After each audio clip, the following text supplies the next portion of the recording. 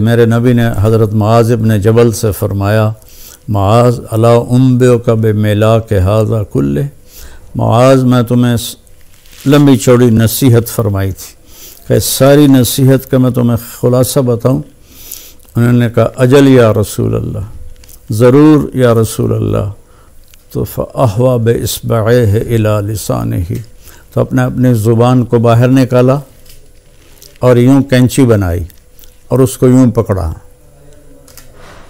اور پھر فرمایا کف ھذا، اے معاذ اپنی زبان پہ قابو رکھنا۔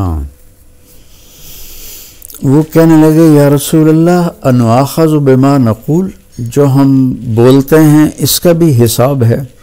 تو آپ نے فرمایا سکلت کا امک یبن جبل، ارے جبل کے بیٹے تیری ماں تجھے روئے۔ وَهَلْ يَكُبُّ النَّاسَ فِي نَارِ جَهَنَّمَ إِلَّا حَصَائِدُ أَلْسِنَتِهِمْ، تمہیں پتہ ہے سب سے زیادہ جہنم میں دھکا دینے والی یہ زبان ہوگی، اس کا گندا بول، گالی گلوچ، غیبت، جھوٹ، بہتان، نفرت کے انداز میں بولنا، حقارت کے انداز میں بولنا، ملازموں کے ساتھ گالی گلوچ کرنا، آپس میں گالی گلوچ کرنا، اور خاص طور پر میں جو حضرات یوٹیوب پر بیٹھ کے دین کے درس دے رہے ہیں ان کے آگے ہاتھ جوڑتا ہوں، اللہ کے واسطے اپنی زبان ٹھیک کرو، اپنی زبان ٹھیک کرو، اپنی زبان ٹھیک کرو۔ ایسے میرے نبی کے بارے میں آتا ہے ما کان فاحشا متفحشا، میرے نبی کبھی بھی بدخوئی اور بد کلامی کرنے والے نہیں تھے، اور میرے اللہ نے فرمایا فَبِمَا رَحْمَةٍ مِّنَ اللَّهِ لِنْتَ لَهُمْ وَلَوْ كُنْتَ فَظًّا غَلِيظَ الْقَلْبِ لَانفَضُّوا مِنْ حَوْلِكَ، میرے محبوب آپ کے رب کی بہت بڑی رحمت آپ پہ نازل ہوئی تو آپ نرم ہو گئے اپنی امت کے لیے۔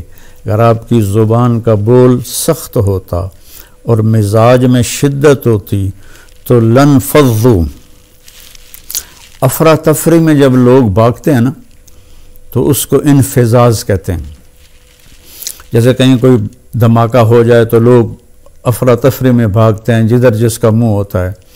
تو اللہ تعالیٰ فرما رہے ہیں یہ صحابہ جن کے بارے میں اللہ نے کہا کُلًّا وعد اللہ الحسنی، میرے محبوب تیرے صحابہ کے لیے تیرے رب کا جنت کا وعدہ ہے۔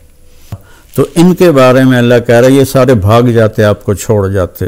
تو بھائیو اکثر جو میں تو سنتا ہی نہیں ہوں، میرے سر میں درد رہتا ہے، لیکن کبھی کبھار کان میں پڑ جاتی ہے بات تو اتنا شدید لہجہ ہوتا ہے اور اتنا حقارت آمیز لہجہ ہوتا ہے اور اتنا نفرت سے بھرا ہوا ہوتا ہے، خاص طور پر مذہبی معاملات میں اور اختلافی مسائل میں اس قدر وہ آتش فشاں پہاڑ بن جاتے ہیں کہ ان کے منہ سے آگ نکلتی ہے۔ تو میرے نبی کی زندگی سیکھو کہ آپ نے کس طرح نرم رویے سے عرب کے سارے بت پرستوں کو رام کیا۔ تو میں سارے بھائی بہنوں سے کہتا ہوں یہ وبا، یہ بلا ہمارے گھروں میں ہے، عورتوں میں ہے، مردوں میں ہے۔ صرف خطیبوں کی بات نہیں کر رہا، خطیب چونکہ ممبر پہ لوگوں کو خطاب کر رہا ہوتا ہے یا وہ یوٹیوب پہ لوگوں کو خطاب کر رہا ہوتا ہے تو اس کی زبان میں اگر زہر ہو تو وہ کیا دین کا کام کر رہا ہے؟ وہ کوئی اور ہی کر رہا ہے، دین کا کام نہیں کر رہا ہے۔ میرے نبی نے، میرے اللہ نے فرعون کے پاس موسیٰ علیہ السلام کو بھیجا۔ فرعون سے بڑا مجرم شاید ہی کوئی ہو جس نے کہا انا ربکم الاعلی۔ تو اللہ نے دونوں بھائیوں سے فرمایا فقولا لہ قولا لینا، کہ موسیٰ ہارون فرعون کے ساتھ نرم لہجے میں بات کرنا۔ آپ اپنے اختلاف کو ظاہر کریں، لیکن اوروں کے یہ نفرت کا بول اور حقارت کا بول یہ اللہ کے ہاں بالکل پسندیدہ نہیں، اور اس بول میں، اس لہجے میں بات کرنا یہ کوئی دین کی بات نہیں ہے، یہ نفس کی شرارت ہے۔ تو میری آپ سے گزارش ہے میٹھا بول بولیں، اگلے کو عزت دیتے ہوئے اختلاف رائے کریں، نہ کہ نفرت و حقارت کے شعلے برساتی ہوئی زبان ہو اور اگلوں کا دل چیر کے رکھ دے۔ اور سارے گھر میں مستورات اور مرد سب سے کہتا ہوں کہ اپنی زبان کے بول کو میٹھا کر لیں، اپنے نوکروں نوکرانیوں کے ساتھ خاص طور پر درگزر اور نرمی کا معاملہ کریں، سختی کا معاملہ نہ کریں۔ ایک صحابی نے آ کر کہا، یا رسول اللہ، میرا خادم ہے، غلام، وہ غلط کام کرتا ہے تو میں اس کی پٹائی کرتا ہوں، تو اس کا کیا معاملہ ہوگا آخرت میں؟